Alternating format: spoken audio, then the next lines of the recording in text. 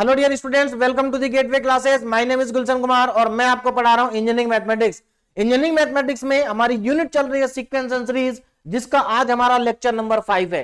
तो देखिए, sequence and series के अंदर जो हमारा टॉपिक चल रहा है वो है convergence and divergence of a series. और convergence and divergence of series में दो टाइप के क्वेश्चन आते हैं, जैसा कि मैं आपको पहले भी बता चुका हूं। फर्स्ट टाइप के वो क्वेश्चन जहां पर सीरीज या तो एपी होगी या जीपी होगी। तो जहां पर सीरीज एपी है या जीपी है, वहां पर हम क्या करते हैं, सीरीज का सम निकालते हैं एसएन और फिर उस पर लिमिट अप्लाई करते हैं। तो हमें पता चल जाता है कि सीरीज कन्वर्जेंस है या डाइवर्जेंस है। बात समझ में आ रही है। अब सेकंड टाइप के क्वेश्चंस वो होते हैं जहां पर जो गिवन सीरीज है ना तो वो एपी सीरीज है, मतलब अरिथमेटिक प्रोग्रेशन भी नहीं है, और ना ही वो जीपी सीरीज है, मतलब ज्योमेट्रिक प्रोग्रेशन भी नहीं है। तो ऐसे सीरीज जो ना तो एपी है और ना ही जीपी है, ऐसी सीरीज का अगर आपको पता करना है कि वो सीरीज कन्वर्जेंट है या डाइवर्जेंट है, तो इसके लिए हमारे पास कुछ टेस्ट होते हैं। क्या होते हैं? टेस्ट होते हैं, सीरीज टेस्ट।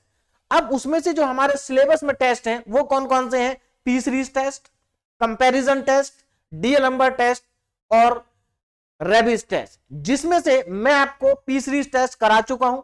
ठीक है ना, पी सीरीज टेस्ट हो चुका हमारा, कंपैरिजन टेस्ट भी हमारा कंप्लीट हो चुका है, और लास्ट लेक्चर में डीएलएम्बर्ट टेस्ट भी हमारा कंप्लीट हो चुका है। आज के लेक्चर में हम पढ़ेंगे रेबिस टेस्ट, जो कि हमारा लास्ट टेस्ट है। ठीक है ना, ये टेस्ट हम आज के लेक्चर में कंप्लीट करेंगे। अब यहां पर देखिए, रेबिस टेस्ट कब अप्लाई करना है, किस सिचुएशन में अप्लाई करना है, तो उसको जरा ध्यान से समझ लीजिए। देखिए, अगर मैं बात करूं ओवरऑल, हमारे पास जो 4 टेस्ट हैं, P series test, comparison test, D'Alembert test और रेबिस टेस्ट, इसमें से सबसे इंपॉर्टेंट और जो मेन टेस्ट है हमारा वो है डीएलएम्बर्ट टेस्ट। कौन सा टेस्ट है? डीएलएम्बर्ट रेशियो टेस्ट और रेशियो टेस्ट। क्यों इंपॉर्टेंट है ये? क्योंकि एक तो इसलिए इंपॉर्टेंट है क्योंकि अगर आप इसमें से देखेंगे, जो हमारा सेमेस्टर का एग्जाम होता है वहां पर अगर क्वेश्चन लॉन्ग क्वेश्चन जनरली आता है तो ज्यादातर क्वेश्चन वो डीएलएम्बर्ट रेशियो टेस्ट से ही आता है, यानी कि यहीं से क्वेश्चन आने के ज्यादा चांसेस होते हैं। इंपॉर्टेंट टॉपिक है। दूसरी चीज, और यहां पर ध्यान से सुनिए क्यों इंपॉर्टेंट है। पहले देखिए, डीएलएम्बर्ट टेस्ट को एक बार और दोबारा से देख लीजिए, क्या क्या करते थे हम। लास्ट लेक्चर में इसको कंप्लीट कर चुके हैं और आज के लेक्चर में भी डीएलएम्बर्ट टेस्ट ही पढ़ेंगे एक तरह से। देखो क्यों। देखिए, डीएलएम्बर्ट टेस्ट क्या होता है? पॉजिटिव टर्म सीरीज के लिए होता है। इसमें हम क्या करते हैं, सबसे पहले जो हमें गिवन सीरीज होती है उसको समीशन यूएन के इक्वल हम मान लेते हैं। उसके बाद हम यहां से यूएन कैलकुलेट करते हैं, मतलब उस सीरीज की nth टर्म को फाइंड आउट करते हैं, जो बहुत इजीली हम फाइंड कर सकते हैं। उसके बाद un+1 को कैलकुलेट करते हैं, है ना, यानी कि n+1th टर्म को फाइंड आउट करते हैं। ठीक, उसके बाद हम इसकी लिमिट निकालते हैं और लिमिट हमारी आ जाती है l। अब देखो, यहां पर 3 सिचुएशन बनती हैं। अगर इस l की वैल्यू ग्रेटर देन 1 है तो हम कहेंगे कि सीरीज जो है हमारी गिवन सीरीज क्या है? कन्वर्जेंट है। कब? अगर लिमिट ग्रेटर देन 1 है तब। ठीक, अगर लिमिट लेस देन 1 है तो हम कहेंगे डाइवर्जेंट है। लेकिन प्रॉब्लम कहां आती है? प्रॉब्लम तब आती है जब l की वैल्यू 1 आ जाए, लिमिट की वैल्यू 1 आ जाए। तो इस केस में हमारा जो टेस्ट है वो फेल हो जाता है। अब जब डीएलएम्बर्ट टेस्ट फेल हो जाता है तो अब क्या करेंगे? अब जरा ध्यान से समझिएगा। जब डीएलएम्बर्ट टेस्ट फेल हो जाता है ना, तो हम क्या करते हैं, हमने लास्ट लेक्चर में देखा, हम उसमें कंपैरिजन टेस्ट लगाते हैं।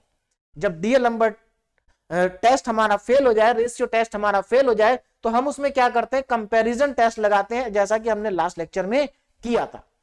लेकिन अब प्रॉब्लम एक और है कि सभी क्वेश्चन में कंपैरिजन टेस्ट नहीं लग पाता। मतलब जब डीएलएम्बर्ट टेस्ट फेल हो जाता है तो उसके बाद कंपैरिजन टेस्ट सभी क्वेश्चन में अप्लाई नहीं हो पाता।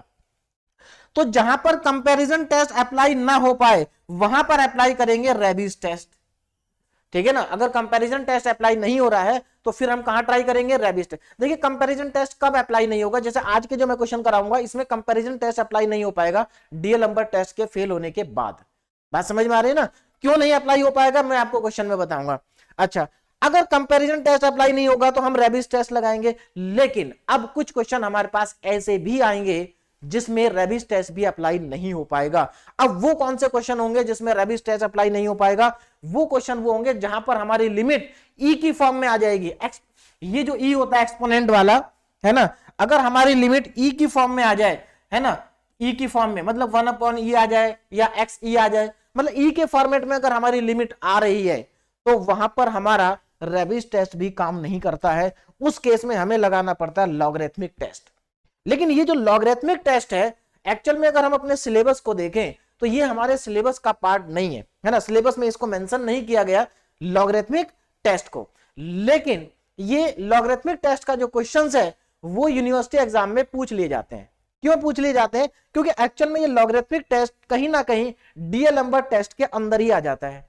बात समझ में आ रही है ना, डीएल नंबर टेस्ट के अंदर ही ये टेस्ट भी आ जाता है। जैसे कि हमारा पी सीरीज टेस्ट है, पी सीरीज टेस्ट सिलेबस में मेंशन नहीं है, लेकिन क्योंकि पी सीरीज के बिना हम कंपैरिजन टेस्ट को पढ़ नहीं सकते, इसलिए हमें पी सीरीज टेस्ट को पढ़ना पड़ता है।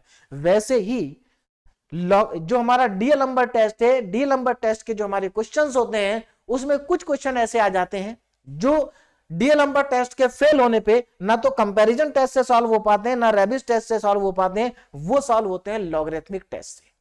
बात समझ में आ रही है?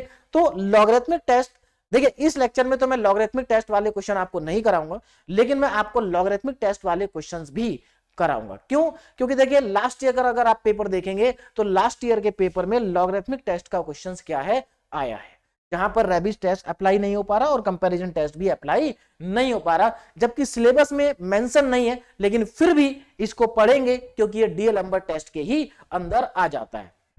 चलिए, तो आज तो हमारा फोकस है रेबिस टेस्ट पे, तो चलिए स्टार्ट करते हैं।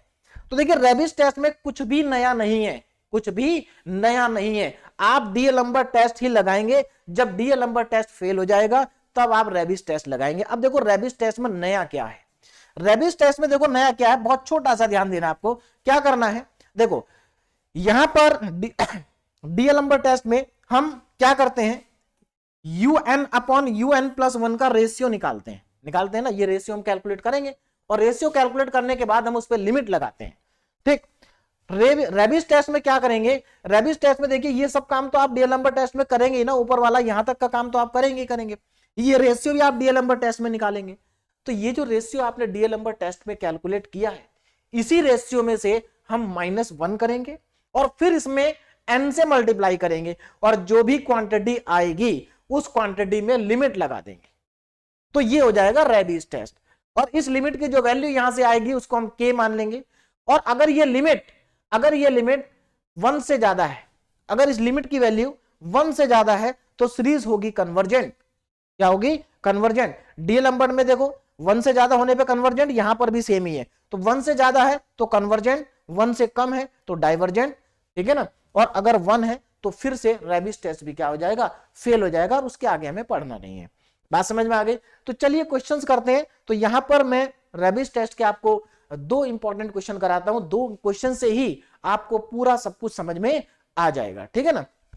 उसके बाद एक दिन मैं आपको लॉगरिथमिक टेस्ट का क्वेश्चन भी कराऊंगा। देखिए अभी इधर ध्यान दीजिए। तो यहां पर सबसे पहले हमारे पास क्वेश्चन आ गया, test the convergence of the series.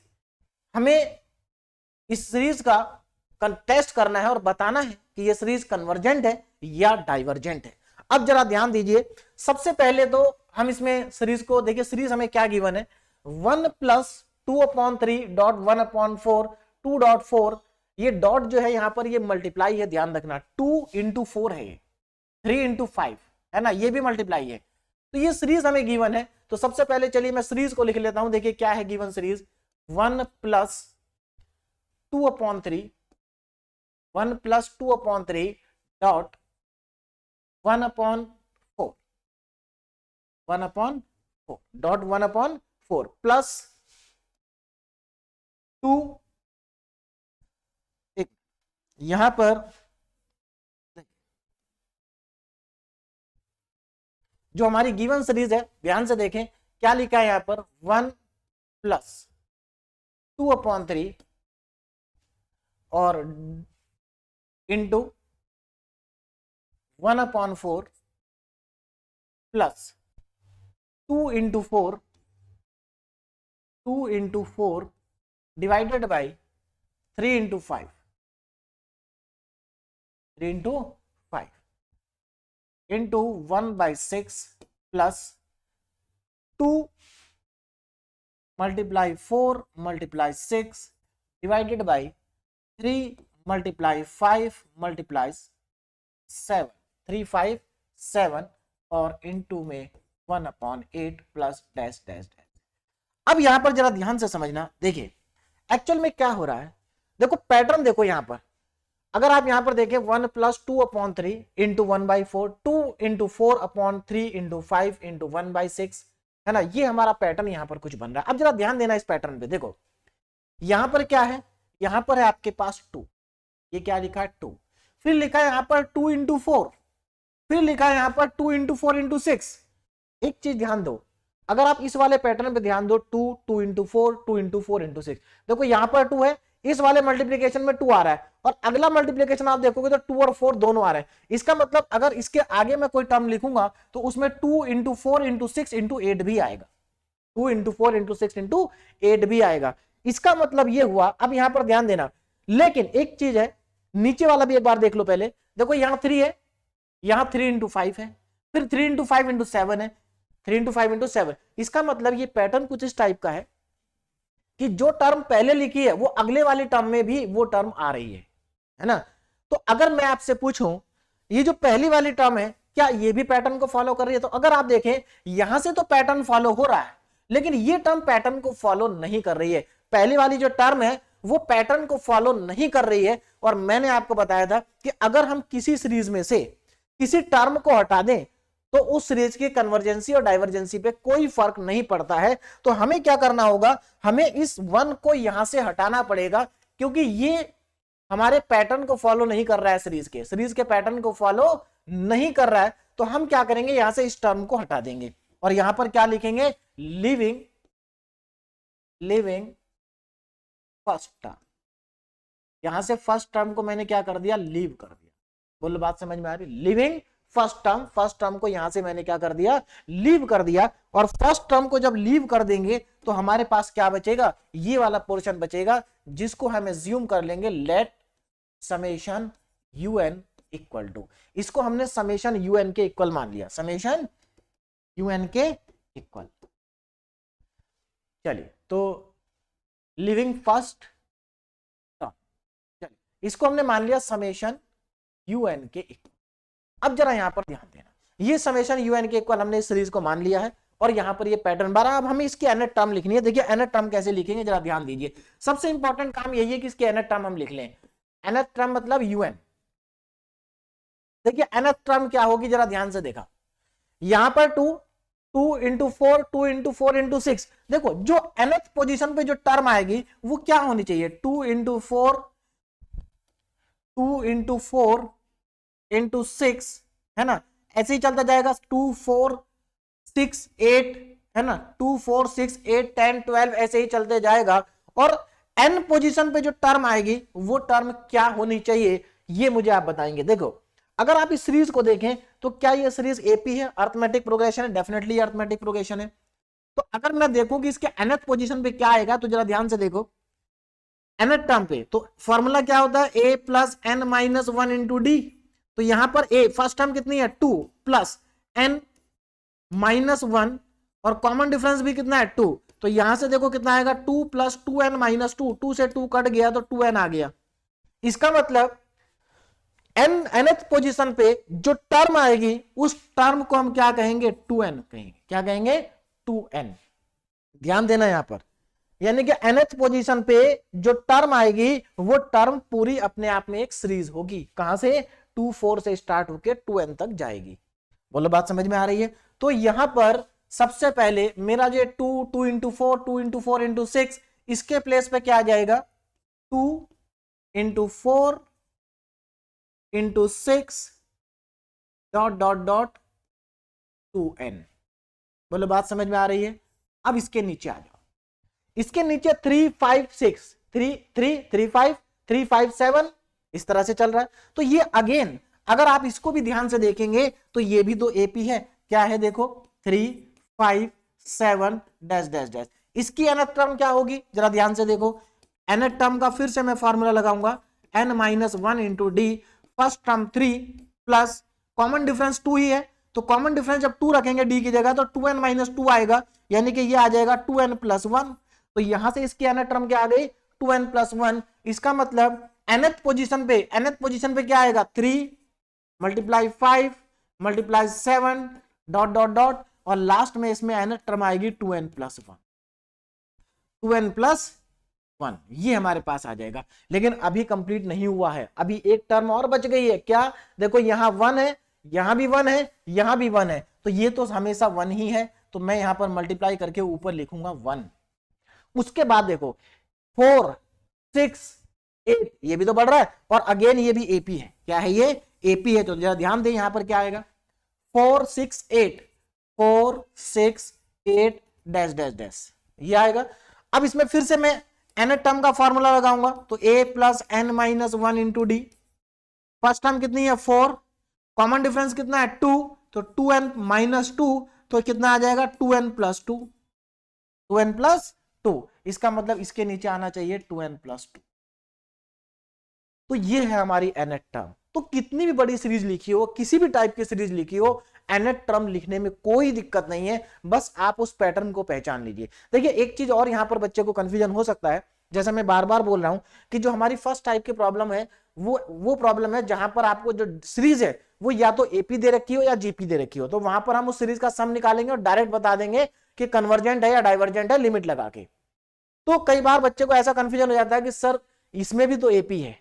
देखिए इसमें एपी जो टर्म है, जो पैटर्न है, वो एपी को फॉलो जरूर कर रहा है, लेकिन ओवरऑल ये सीरीज एपी नहीं है, ओवरऑल सीरीज एपी नहीं है, ये ध्यान रखना। इसके कुछ पार्ट्स आपस में एसी हैं, वो सॉरी कुछ पार्ट इसके आपस में क्या एपी की सीरीज बना रहे हैं, लेकिन ये ओवरऑल एपी नहीं है, इसलिए यहां पर हम इसका सम नहीं फाइंड कर सकते।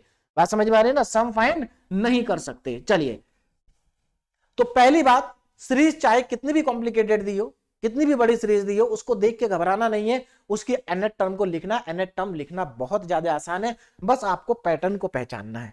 चलिए, अब यहां पर हमारे पास nth टर्म आ गई, तो हमारे पास हम अब ध्यान रखना, हम कौन सा यहां पर टेस्ट पढ़ रहे हैं, पर हम रेबिस टेस्ट रहे हैं, लेकिन हम लगाएंगे डीएलम्बर टेस्ट। जब वो फेल हो जाएगा तब रेबिस टेस्ट लगाएंगे। और डीएलम्बर टेस्ट के अकॉर्डिंग हमें क्या करना होता है, यूएन हमने फाइंड कर लिया, अब हम un+1 फाइंड करेंगे, फिर ये लिमिट फाइंड करेंगे। तो चलिए मैं un+1, अब यहां पर देखो डिफरेंस आएगा क्वेश्चंस में, है ना। देखिए यहां पर आपको स्टार्टिंग में ही पता चल जाएगा कि यहां पर रेबिस टेस्ट लगने वाला है, मतलब यहां पर डीएलम्बर टेस्ट के फेल होने पे कंपैरिजन टेस्ट नहीं लग पाएगा। क्यों नहीं लग पाएगा, देखो ध्यान दीजिए, जब आप यहां पर un+1 लगाएंगे, तो देखो इससे पहले लास्ट लेक्चर में जो मैंने आपको क्वेश्चन कराए थे, तो वहां पर क्या करते थे, जब हम un निकाल लेते थे और un+1 निकालना होता था, तो हम क्या करते थे, n के प्लेस पे n+1 रख देते थे।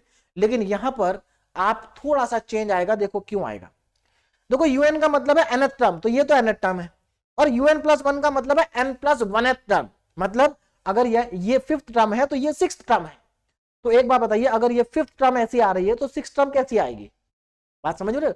यहां पर अगर ये nth टर्म है तो n+1th टर्म कैसी आएगी, जरा ध्यान देना, 2 4 इंटू 6 डॉट डॉट डॉट। देखो यहां पर बच्चे गलती क्या करते हैं, यहां पर भी वो n की जगह n+1 रख देते हैं, और उससे क्या हो जाता है, ये 2n+1, यानी कि ये हो जाएगा 2n+2, और यहां पर स्टूडेंट क्या करेगा, यहां पर 2n+2 लिख के छोड़ देगा, जो कि गलत हो जाएगा। 2n+2 को लिख के छोड़ देगा, जो कि गलत हो जाएगा। क्यों गलत हो जाएगा, इसलिए गलत हो जाएगा क्योंकि ये जो टर्म है, ये जो टर्म आपने लिखी है, लिखी तो ठीक है कि ये n+1th टर्म है, लेकिन इससे पहली वाली कौन सी टर्म होगी वो भी हम यहां पर लिखेंगे। तो देखिए इससे पहले वाली टर्म क्या है, 2n। एक्चुअल में 2n के बाद आएगा हमारे पास 2n+2, 2n+2, ये तो nth टर्म है। इससे अगली टर्म क्या होगी, इससे जो अगली टर्म होगी ना, वो इससे 2 ज्यादा होगी। क्यों, क्योंकि देखो ये टर्म 2 है, तो अगली टर्म इससे 2 ज्यादा है, अगली टर्म इससे भी 2 ज्यादा है, तो अगली टर्म इससे 2 ज्यादा होगी, यानी कि जो नेक्स्ट टर्म आएगी वो 2n+2 आएगी। बात क्लियर है। जबकि लास्ट लेक्चर में ऐसा नहीं था, लास्ट लेक्चर में तो हम देखिए लास्ट लेक्चर में जो हमारी nth टर्म होती थी ना, वो सिर्फ n की फॉर्म में होती थी, सीरीज की फॉर्म में नहीं होती थी। यहां nth टर्म भी सीरीज की फॉर्म में है, इसलिए आप ऐसे लिखेंगे। बात समझ में आ रही है। नाउ अपॉन में देखो क्या आएगा, नीचे देखो क्या आएगा, ध्यान दीजिए, 3 5 7 डॉट डॉट डॉट, ये 2n+1 तो ऐसे ही लिख दीजिए। इसके आगे एक टर्म और आएगी, देखो इसके अगली टर्म क्या होनी चाहिए, सीधी सी बात है, यहां नेक्स्ट टर्म जो है 2 का इंक्रीमेंट हो रहा है, 2 का क्या हो रहा है, इंक्रीमेंट हो रहा है, तो यानी कि 2n+1 के बाद नेक्स्ट टर्म आनी चाहिए 2n+3। तो ऐड कर दो इसमें, जैसे हमने यहां पर देखो 2n के बाद नेक्स्ट टर्म कौन सी होनी चाहिए 2n प्लस 2, ऐसे यहां पर 2n प्लस 1 के बाद नेक्स्ट टर्म कौन सी होनी चाहिए 2n प्लस 3 डॉट, यहां पर देखो 1 अपॉन ये 2n प्लस 2 है, क्या है 2n प्लस 2, इसके बाद नेक्स्ट टर्म कौन सी आएगी, इसके बाद नेक्स्ट टर्म कौन सी आएगी ये आपको बताना है। देखिए 2n प्लस 2 के बाद नेक्स्ट टर्म आएगी 2n प्लस 2, क्योंकि यहां पर हम डबल देखिए 2n प्लस 2 है, 2n प्लस 2 में 2 को ऐड कर दो तो इसके आगे जो टर्म आएगी वो 2n प्लस 4 आएगी, 2n प्लस 4। अब यहां पर जरा ध्यान देना, आप यहां पर चाहें तो यहां पर 2n को हटा सकते हैं, इसको हटा सकते हैं, है ना, लेकिन हम इसको हटाएंगे नहीं क्योंकि हमें कैंसिल आउट करने में हेल्प करेगा। बोलो बात क्लियर हो गई। तो ये हो गया हमारा un और ये हो गया हमारा un प्लस 1। तो समझ में आ गया कैसे कैलकुलेट करना है। चलिए अब हमें क्या करना है, अब हमें इन दोनों का निकालना रेशियो, इन दोनों का क्या करेंगे रेशियो हम फाइंड आउट करेंगे। तो अब ध्यान दें रेशियो कैसे आएगा, देखिए रेशियो यानी कि un अपॉन un प्लस 1 हम फाइंड आउट करेंगे। तो चलिए मैं यहीं पर फाइंड आउट कर लेता हूं un, देखिए un अपॉन un प्लस 1 बहुत आसानी से आ जाएगा। देखिए क्या करना है, un को un प्लस 1 से डिवाइड करना है, यानी कि इसको इससे डिवाइड करना है। देखो कैसे करेंगे, ध्यान से सुनिए, पहले आप इसको लिख लीजिए 2 4 इंटू 6 और 2n divided by 3 5 7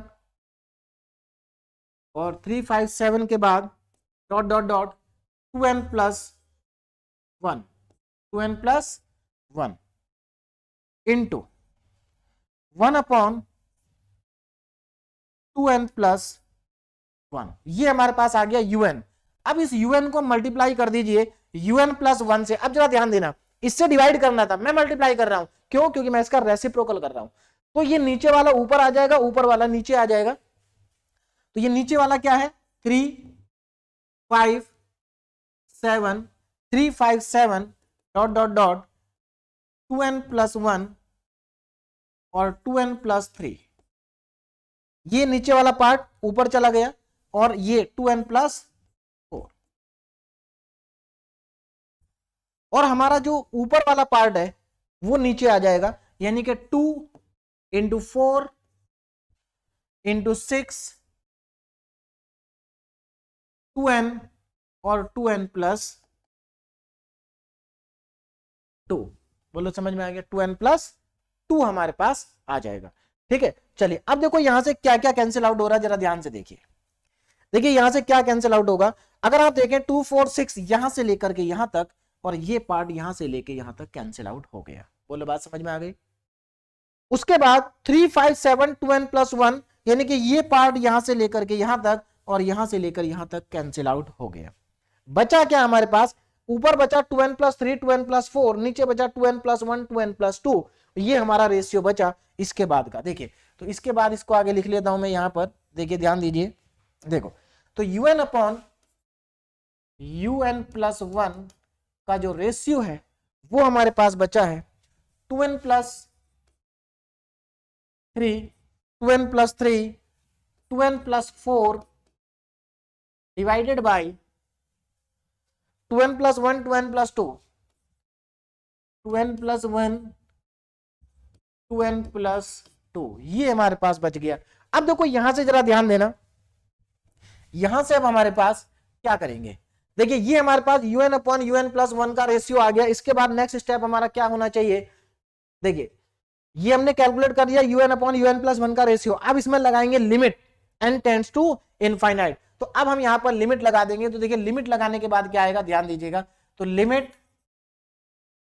n tends to infinite un upon un plus 1, इसमें जब लिमिट लगाएंगे, है ना, तो यहां पर लिमिट लगाने के बाद आगे स्पेस नहीं, मैं यहां लिख रहा हूं नीचे, limit n tends to infinite n tends to infinite, और यहां पर 2n प्लस 3 और 2n plus 4 divided by 2n plus 1 और 2n प्लस 2, ये मेरे पास आ जाएगा 2n plus 3 2n plus 4 upon में 2n+1 2n+2, ये हमारा लिमिट लगाने के बाद आ रहा है, इसके इक्वल में ये है, ठीक है ना, इसके इक्वल टू में ये। अब इसको मैं नेक्स्ट पेज पे ले चलता हूं, देखिए तो यहां से हमारे पास तो limit n tends to infinite un upon un+1 is equal to, देखिए कितना आएगा, जरा ध्यान देना। यहां से मैं एक काम कर रहा हूं, n यहां से भी कॉमन ले रहा हूं, n यहां से भी कॉमन ले रहा हूं देखिए यहां से n कॉमन लेंगे, यहां से भी n कॉमन लेंगे। चलिए पहले मैं लिख ही देता हूं 2n+3 2n+3, दूसरे ब्रैकेट में है 2n+4 divided by 2n+3 2n+4 2n+1 2n+2 2n+1 और 2n+। अब यहां पर जरा ध्यान देंगे, देखिए मैं क्या कर रहा हूं ऊपर से, हाँ यहां पर लिमिट हमें लगाना था एक्चुअल में, तो एक लिमिट नहीं लिखा है, limit n tends to infinite 2n+3 2n+4 upon में 2n+1 और 2n+2, यही लिखा था ना। चलिए 2n+2 2n+1 3 और 4। चलिए अब यहां पर देखो क्या करेंगे, यहां से लिमिट को हमने अप्लाई कर रहे हैं। अभी लिमिट आप डायरेक्ट नहीं लिख सकते क्योंकि ये भी इनफाइनाइट हो जाएगा, ये भी infinite, infinite upon infinite form बन रही है जो नहीं बननी चाहिए। तो आपको क्या करना पड़ेगा, इसको ऐसी फॉर्म में कन्वर्ट करना पड़ेगा कि हम लिमिट लगा सकें। उसके लिए सबसे आसान आपको मालूम है, n को कॉमन ले लिए, तो n यहां से कॉमन लेंगे, n यहां से कॉमन लेंगे, 2 बार n कॉमन आ गया, n²। अंदर क्या बचा 2+3 अपॉन n, इसमें क्या बचेगा 2+4 अपॉन n डिवाइडेड बाई, इधर भी दोनों में से n² कॉमन आएगा तो 2+1 अपॉन n और 2+2 अपॉन n, ये हमारे पास बनेगा, n² से n² कैंसिल। अब हमारे पास नेक्स्ट स्टेप में देखिए क्या आ जाएगा, limit n tends to infinite. अब लिमिट यहां पर मैं डायरेक्ट लिमिट लगा देता हूं, वैल्यू आ जाएगी, देखिए 2+3 अपॉन n, 3 अपॉन इनफाइनाइट 0 होगा, यानी कि 2+0, इधर भी 2+0 डिवाइडेड बाई 2+0 एंड 2+0, यानी कि ऊपर 2 2 जा 4 हो गया और नीचे भी 4 हो गया, कैंसिल आउट हो गया, आ गया 1। तो आपके पास 1 आ रहा है, कितना आ रहा है, लिमिट 1 आ रही है। लिमिट 1 आ गई, इसका मतलब रेशियो टेस्ट क्या हो गया, फेल हो गया। लिमिट 1 नहीं आनी चाहिए। देखो भाई, अगर लिमिट 1 से ज्यादा है तो कन्वर्जेंट, 1 से कम है तो डाइवर्जेंट, लेकिन अगर 1 है तो फेल हो गया, यानी कि हमारा जो टेस्ट है वो फेल हो चुका है। अब हमारे पास क्या ऑप्शन है इसके आगे, इसके आगे हमारे पास ऑप्शन क्या है, देखिए इस वाले में, इसके बाद हमारे पास ये है, हमारे पास ये हमारा फेल हो चुका है। इसके बाद हमारे पास ऑप्शन है कि हम कंपैरिजन टेस्ट लगाएं या रेबिस टेस्ट लगाएं या लॉगरिथमिक। ध्यान रखना, लॉगरिथमिक केवल तभी लगाना है जब उसमें ई आ जाए। तो ई तो नहीं आया है, ई नहीं आएगा हमारे पास अभी, है ना, जब ई आ जाए तब लॉगरिथमिक की बात करेंगे। तो ई नहीं है, कंपैरिजन टेस्ट नहीं लगेगा। क्यों नहीं लगेगा ये मैं यहां पर बता देता हूं। देखिए कंपैरिजन टेस्ट क्यों नहीं लगेगा, कंपैरिजन टेस्ट जब हम लगाते थे, आपको मालूम हो कि कंपैरिजन टेस्ट में हम क्या करते थे, जो हमारे पास यूएन होता था, यहां पर यूएन ये है, ये हमारा यूएन है, इससे हमें वीएन लिखना होता था, ऑक्सिलरी सीरीज। कंपैरिजन टेस्ट में क्या करते हैं, पी सीरीज टेस्ट लिखते हैं हम, है ना। तो यहां पर ये यूएन है, इससे हमें वीएन लिखना पड़ेगा। और वीएन लिखने का तरीका क्या होता था, वीएन में हम ऊपर से एन को कॉमन लेते थे, यहां पर आप एन को कॉमन नहीं ले पाएंगे, यहां से आप एन को कॉमन नहीं ले पाएंगे। बात समझ में आ रही, इसका मतलब इस सीरीज की हेल्प से, इस यूएन की हेल्प से आप वीएन लिख ही नहीं पाएंगे। तो जब आप यूएन की हेल्प से वीएन लिख नहीं पाएंगे तो कंपैरिजन टेस्ट आप नहीं कर पाएंगे। तो कंपैरिजन टेस्ट तो यहां पर काम नहीं करेगा, है ना। तो अब कंपैरिजन टेस्ट काम नहीं करेगा, लॉगरिथमिक टेस्ट भी यहां काम नहीं करेगा। तो अब हमारे पास ऑप्शन बचता है क्या, Raabe's test. Now apply Raabe's test. अब रेबिस टेस्ट में क्या करते हैं, यहां से समझ लीजिए, ये रेबिस टेस्ट ये रहा आपका। रेबिस टेस्ट में देखिए आप ये वाला पार्ट कैलकुलेट कर चुके हैं, बस आपको क्या करना है, इसमें -1 करना और n से मल्टीप्लाई करना, फिर से इसमें लिमिट लगा देनी है। तो अब यहां पर ध्यान देना, हम वापस कहां जाएंगे, हम वापस जाएंगे un अपॉन un+1 पे। तो हमारे पास un अपॉन un+1 कितना आया था, ये रहा, ये हमारे पास un अपॉन un+1 की वैल्यू है। इसको मैं लिखूंगा दोबारा से, तो देखिए un upon un+1 is equal to कितना था, इज इक्वल टू 2n+3 और 2n+4। 2n प्लस 3 और 2n plus 4 divided by 2n plus 1 and 2n plus 2। अब क्या करेंगे इसमें, अब दोनों तरफ -1 कर देंगे, दोनों साइड में क्या कर देंगे -1। तो ध्यान दीजिए क्या आएगा, un upon un plus 1 -1, 2n plus 3, 2n plus 4 divided by 2n plus 1, 2n plus 2 और -1। अब उधर -1 किया तो एलसीएम लेना पड़ेगा, तो देखिए कितना आ जाएगा एलसीएम लेके, एलसीएम में ले लेता हूं इधर, तो 2n प्लस 1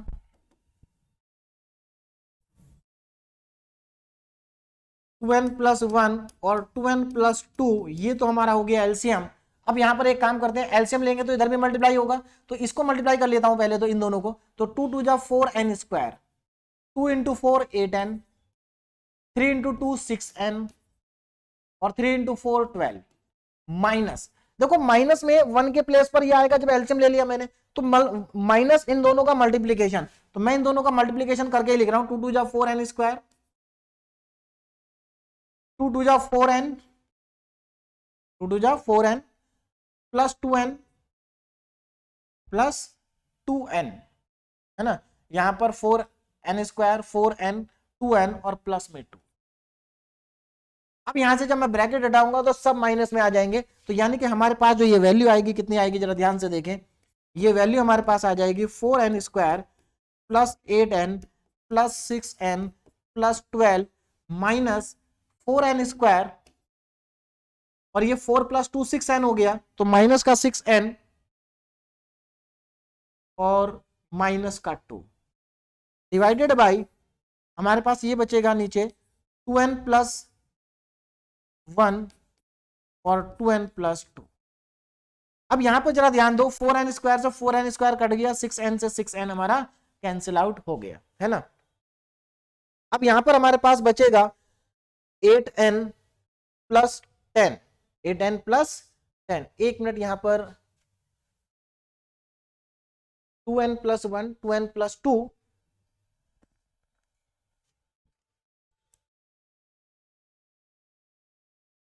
एक मिनट, यहां पर हमने कहीं कोई टर्म गलत ले ली, एक बार ध्यान दे जरा, देखिए एक्चुअल में इधर आ जाइए पीछे, देखो यहां पर ये हमने कैंसिल आउट किया था 2 4 6 2n तक, ये पार्ट कैंसिल आउट हुआ, 2n प्लस 1 ही कैंसिल आउट हुआ। यहां पर जरा ध्यान दीजिए, यहां पर हमारे पास ये 2n प्लस 2 था, तो यहां पर मैंने ये गलत लिखा है, ये वाला जो पार्ट है ये 2n प्लस 2। अब देखो इसकी वजह से क्या होगा, ये 2n प्लस 2 है, तो अब हमारे पास बचेगा क्या नीचे, 2n प्लस 2 2n प्लस 2, यानी कि हमारे पास नीचे जो ये बचा है ये 2n प्लस 2 2n प्लस 2, है ना। अब इसमें लिमिट लगाएंगे तो यहां पर ये 2n प्लस 2, उसके बाद आगे अगर हम जाएं तो जहां पर ये 1 है यहां पर ये 2n प्लस 2 है, ये 2 होगा, तो यहां पर कोई फर्क नहीं पड़ेगा, ये तो 1 ही आएगा, लेकिन यहां पर थोड़ा सा फर्क पड़ेगा, देखो यहां पर ये 2, यहां पर भी 2। अब यहां मैंने एलसीएम लिया, तो एलसीएम देखो क्योंकि यहां पर 2 है, तो ये 2n प्लस 2 2n प्लस 2 का होल स्क्वायर भी हो गया, तो अब इसको अगर मैं मल्टीप्लाई करूंगा तो 2 2 जा 4n स्क्वायर एंड ये 4n और ये 2 2 जा 4n, ये भी 4n आएगा, ये कितना आएगा 4n, ठीक है ना, और लास्ट वाला ये 4 आएगा, कितना आएगा 4। अब देखो जरा ध्यान से, तो यहां पर हमारे पास क्या आ गया, यहां पर ध्यान दीजिए 4n square plus 8n plus 6n plus 12 minus 4n square, तो ये 4 4 8n हो गया, कितना हो गया 8n हो गया, 8n, तो ये आ गया 8n और माइनस का 4 आ गया। तो यहां से अब हमारे पास ये 6n वाला जो पार्ट है ये तो बच जाएगा, ये 6n वाला पार्ट बच जाएगा, 6n, है ना, 6, चलिए करेक्ट हो गया, ये 6n वाला पार्ट बच जाएगा, और यहां पर हमारे पास ये प्लस 12 है, तो यहां से 8n से 8n कैंसिल होगा, तो अब देखिए कितना बच रहा है हमारे पास, हमारे पास बचेगा ऊपर से, देखो कितना आ जाएगा, ये हमारे पास आ जाएगा 6n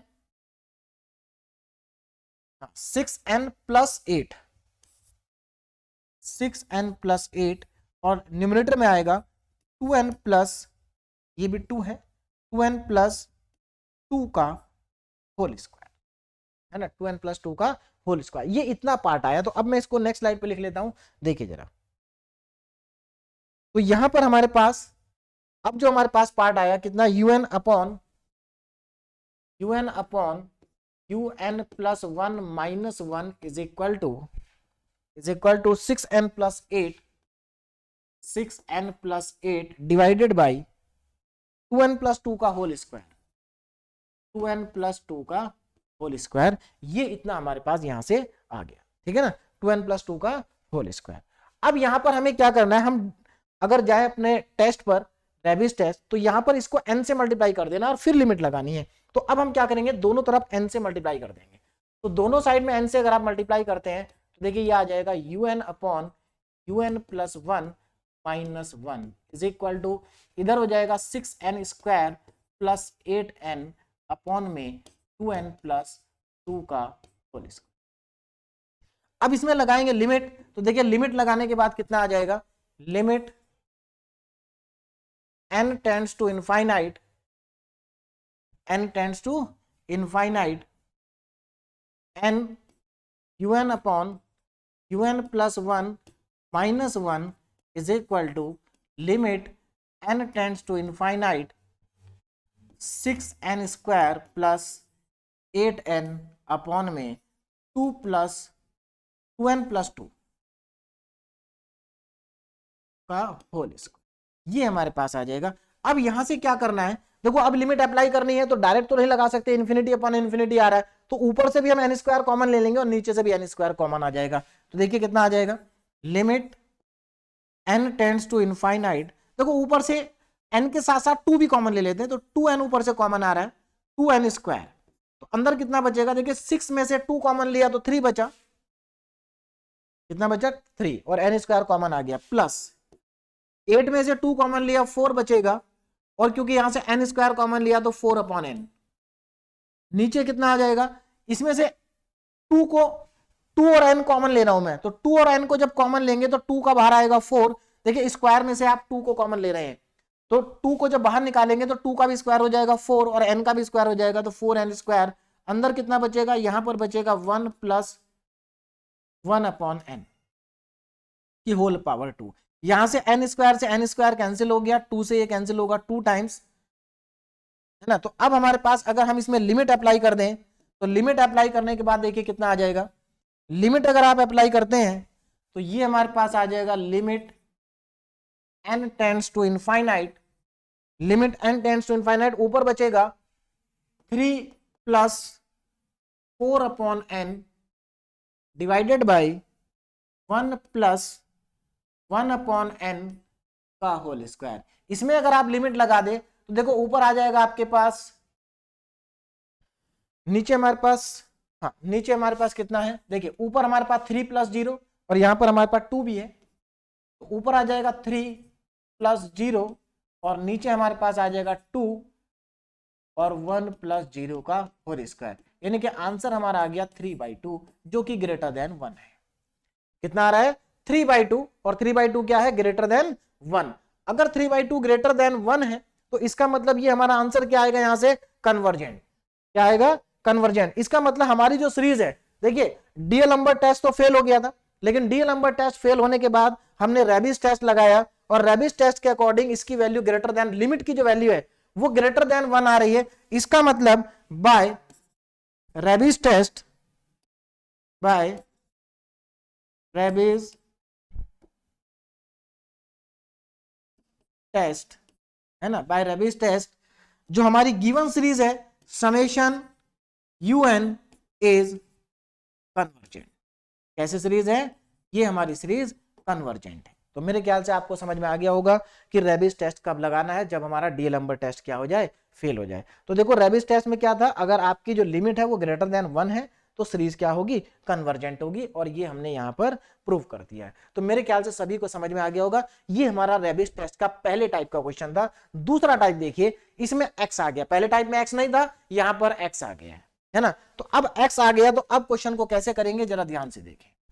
देखो यहां पर भी अगर आप देखेंगे तो फॉर्मेट तो यहां पर भी वैसा ही है। देखो 1 3 1 3 5, नीचे 2 4 2 4 6, बस इतना अंतर है, पहले ऊपर 2 4 6 आ रहा था, अब नीचे 2 4 6 आ रहा है, रिवर्स हो गया, सीरीज वैसे ही है।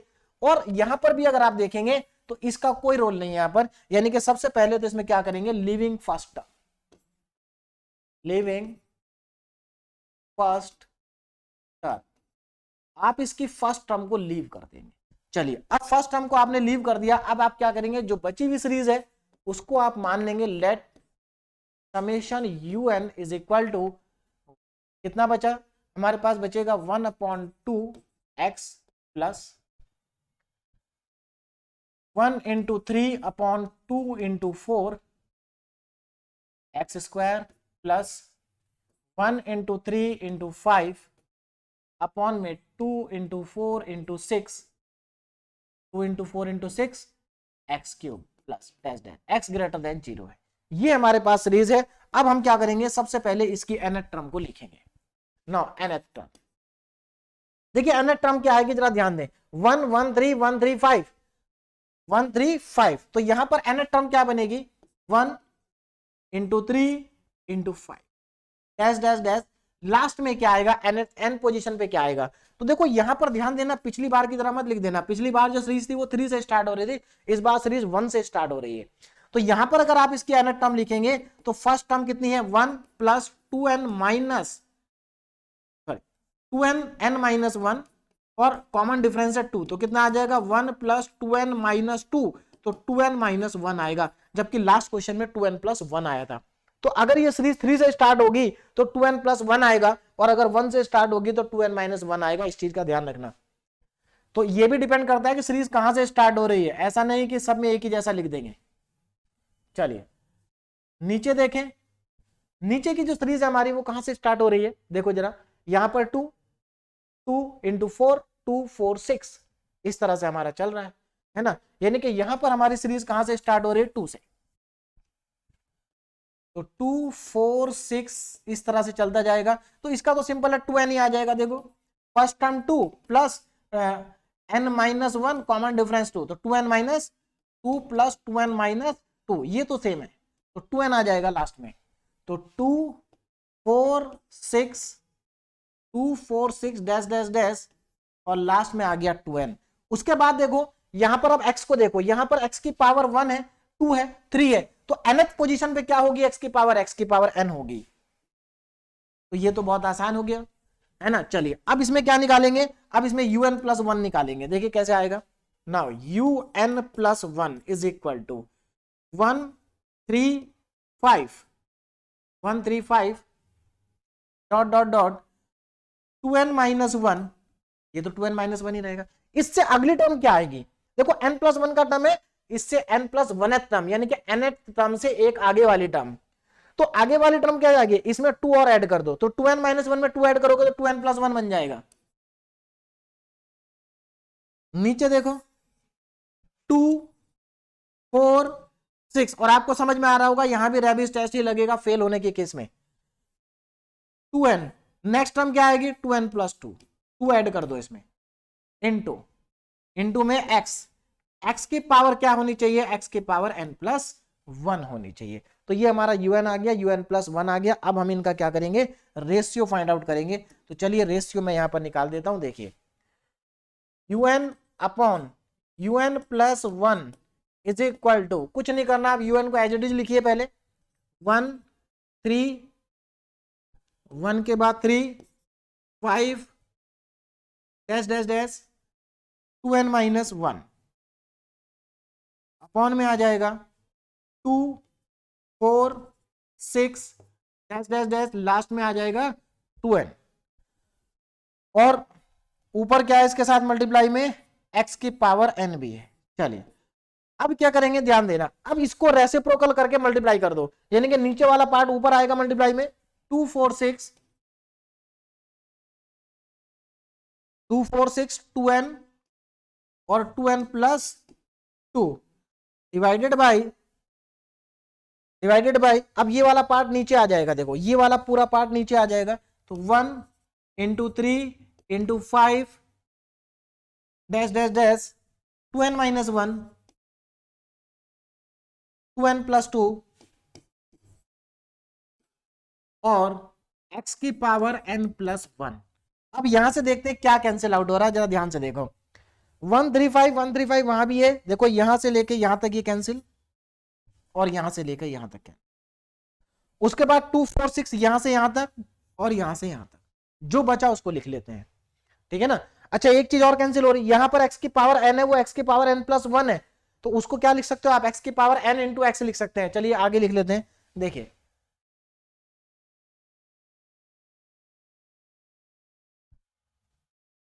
यहां पर मैं लिख लेता हूं, ध्यान दीजिएगा, चलिए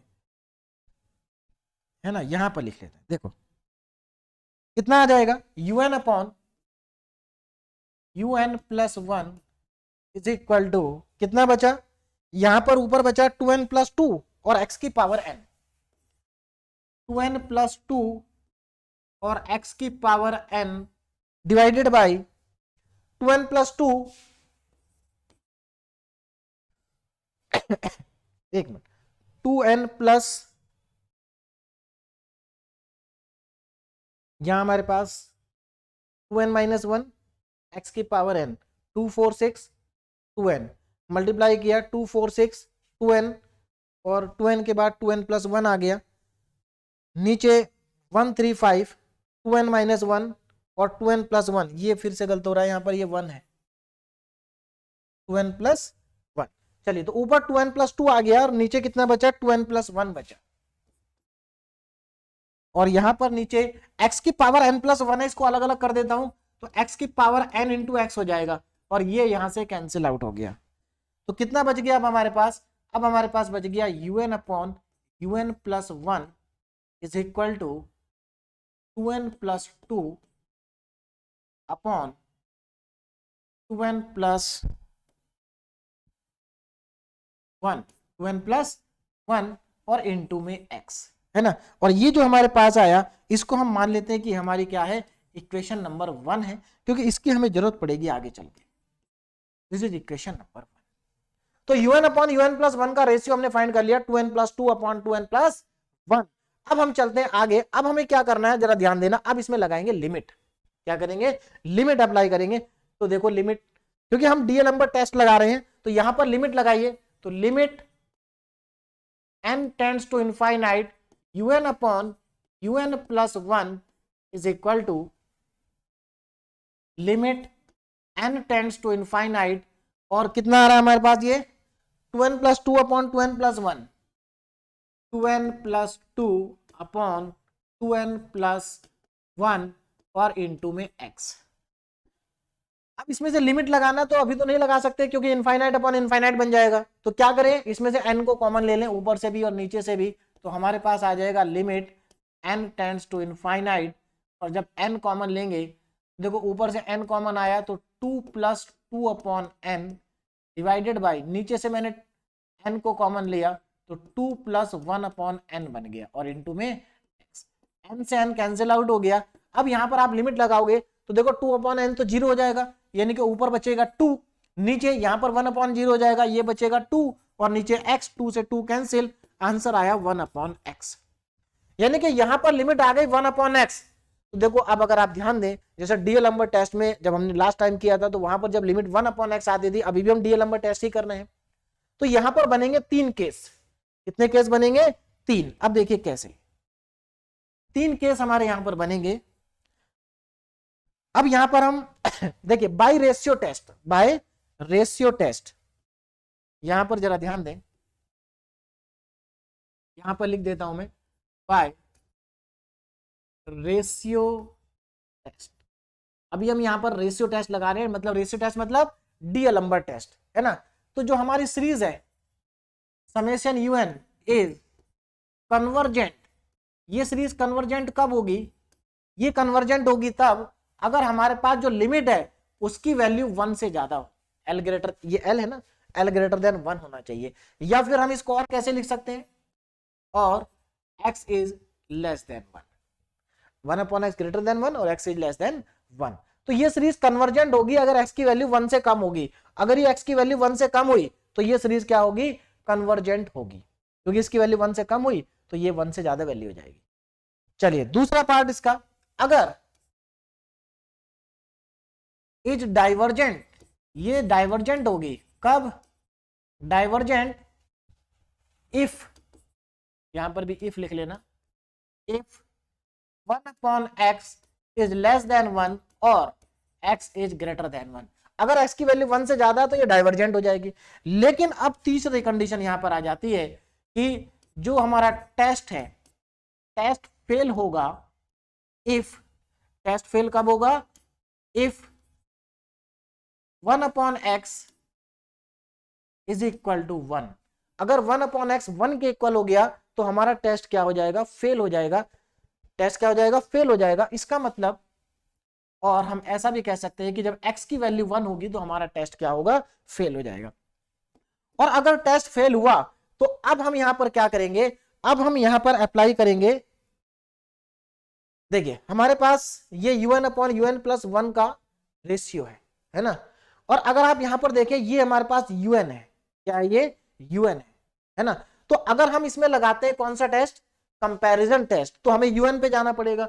अब un में वही फिर से un से vn निकालना पड़ेगा। अब यहां से n कॉमन ले नहीं सकते, इसलिए कंपैरिजन टेस्ट लगेगा नहीं। तो देखिए जब भी इस तरह की सीरीज आ जाएगी ना, मतलब जब nth टर्म में सीरीज आ जाए तो समझ लीजिए कंपैरिजन टेस्ट नहीं लगने वाला है ना। तो अगर nth टर्म में सीरीज आ जाए तो कौन सा टेस्ट लगेगा, रेबिस टेस्ट लगेगा। और अगर आपकी लिमिट में ई आ जाए तो फिर लॉगरिथमिक टेस्ट लगेगा। तो चलिए यहां पर हम लगाते हैं रेबिस टेस्ट। और रेबिस टेस्ट में लगाने के लिए हमें क्या करना पड़ता है, एक बार पीछे आते हैं और रेबिस टेस्ट का प्रोसीजर देखते हैं। देखिए ये है रेबिस टेस्ट। रेबिस टेस्ट में क्या करते हैं, ध्यान देना, देखो हमारे पास जो un/un प्लस 1 का रेशियो है, इसमें से -1 करेंगे, फिर इसको n से मल्टीप्लाई करेंगे और उसको लिमिट निकालेंगे और वहां से हमें k मिलेगा। तो चलिए हम इसमें un देख देगा, un/un, un देखिए, हाँ तो हमारे पास un/un प्लस 1 का ये रहा रेशियो, इस रेशियो को हम यूज करेंगे। चलिए तो अब हम यहां पर क्या करेंगे, नाउ अप्लाई रेबिस टेस्ट। अब यहां पर रेबिस टेस्ट आपको अप्लाई करना पड़ेगा। चलिए अब यहां पर रेबिस टेस्ट अप्लाई करते हैं, जिसके लिए हमें क्या करना पड़ेगा, सबसे पहले put x is equal to 1 in equation number 1। Equation number 1 में x की जगह 1 पुट कर दीजिए। क्यों, क्योंकि हमें यही तो रेशियो चाहिए। इक्वेशन 1 क्या हमारी, un/un प्लस 1 का रेशियो, इसमें x की जगह पुट कर दे 1, तो आपको कितना मिलेगा, तो आपको मिल जाएगा un/un plus 1 is equal to 2n plus 2 upon में 2n प्लस 1, यही है ना।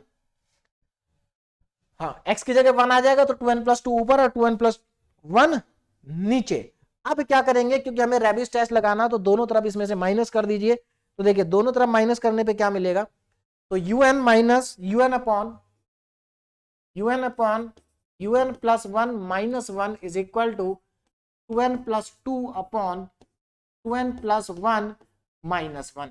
इसको पहले सिंप्लीफाई कर लेता हूं, एलसीएम कितना आ जाएगा, 2n प्लस 1 इसका एलसीएम आ जाएगा, 2n प्लस 2 ऊपर माइनस 2n माइनस 1, 2n से 2n कट गया, कितना बचा ऊपर 2 माइनस 1 1 बचा, तो 1/2n plus 1।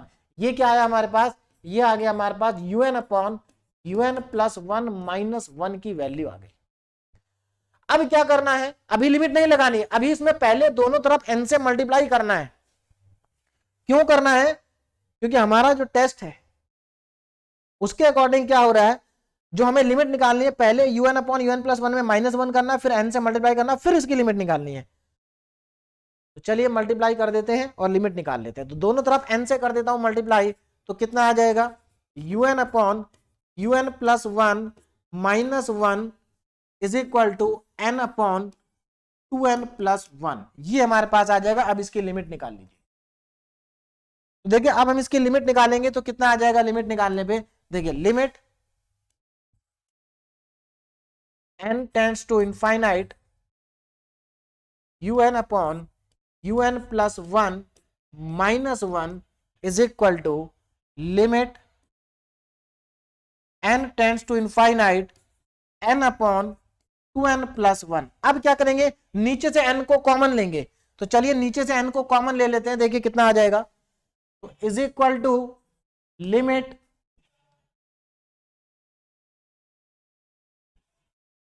n tends to infinite, ऊपर n है और नीचे से n कॉमन आया तो 1 प्लस 1 अपॉन n हो गया, n से n कैंसिल आउट। तो यहां पर मेरे पास अब मैं लिमिट लगाऊंगा तो देखो कितना बचेगा, ऊपर 1 है नीचे भी 1 है, यानी कि ये हमारे पास आ जाएगा, एक मिनट, ऊपर नीचे हमारे पास, सॉरी नीचे हमारे पास कितना था, नीचे हमारे पास 2 था। इसमें से देखिए हमने क्या किया, नीचे से n को कॉमन लिया तो यहां पर हमारे पास 2 था। दोबारा देख लीजिए, ऊपर n है, नीचे 2n को कॉमन लिया मैंने, तो 2 प्लस 1 अपॉन n से n कट गया, तो लिमिट अप्लाई करेंगे तो कितना आ जाएगा, देखो जरा ध्यान से, लिमिट अप्लाई करने पे ये हमारे पास आ जाएगा 1/2। तो 1/2 आ रहा है, 1/2 क्या, लेस देन 1, और यानी कि k की वैल्यू लेस देन 1 है, इसका मतलब सीरीज क्या है, डाइवर्जेंट है। सीरीज कब डाइवर्जेंट है, जब यहां पर आपके पास x की वैल्यू कितनी है, 1 है। देखो x की वैल्यू अगर लेस देन 1 है तो कन्वर्जेंट, ग्रेटर देन 1 है तो डाइवर्जेंट। ग्रेटर देन 1 में क्या आ रही है, डाइवर्जेंट, और अगर इक्वल टू 1 है तो इक्वल टू 1 पे भी क्या आ रही है, डाइवर्जेंट। इसका मतलब ग्रेटर देन पे और इक्वल टू पे डाइवर्जेंट है और लेस देन पे क्या है, कन्वर्जेंट है। ये हमारा यहां पर क्या आ जाएगा, आंसर आ जाएगा, ठीक है ना। तो यहां पर देखिए मैं आंसर लिख रहा हूं यहां पर फाइनली, तो फाइनली जो हमारा आंसर आएगा उसको देखें जरा क्या होगा। फाइनली जो हमारी सीरीज है, ओरिजिनल जो सीरीज है, ये कन्वर्जेंट होगी, क्या होगी, कन्वर्जेंट। कब होगी कन्वर्जेंट, इफ x की वैल्यू क्या है, कन्वर्जेंट के केस में कन्वर्जेंट होगी इफ x लेस देन 1, और जो हमारी ये सीरीज है इज डाइवर्जेंट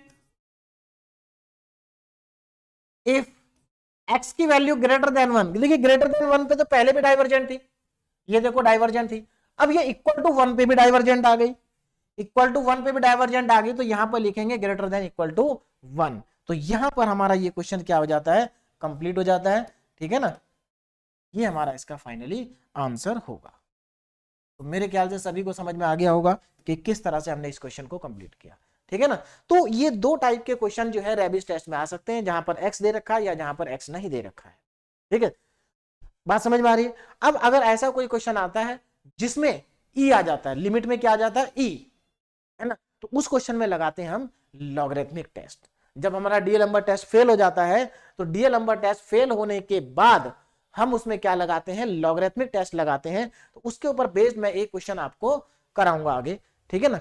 चलिए, तो यहां पर ये टेस्ट हमारा जो रेबिस टेस्ट था वो क्या हो गया, कंप्लीट हो गया। ये दो इसके प्रैक्टिस क्वेश्चन है जो आप लोगों को सॉल्व करने हैं। तो इन प्रैक्टिस क्वेश्चंस को आप सॉल्व करें। तो देखिए अभी तक अगर मैं बात करूं सीक्वेंस एंड सीरीज में, सीक्वेंस एंड सीरीज हमारा ऑलमोस्ट कंप्लीट हो गया है ना। देखिए सिलेबस के अकॉर्डिंग तो कंप्लीट हो गया, क्योंकि लॉगरिथमिक टेस्ट हमारे सिलेबस में वैसे मेंशन नहीं है, लेकिन क्योंकि वो डीएल के अंदर ही आ जाता है इसलिए मैं उसको कराऊंगा आपको जरूर, ठीक है। तो सीक्वेंस एंड सीरीज में हमारे टोटल 5 लेक्चर्स हुए, जिसमें मैंने पहले लेक्चर में आपको पढ़ाया था सीक्वेंस, दूसरे लेक्चर से हमने स्टार्ट किया था सीरीज।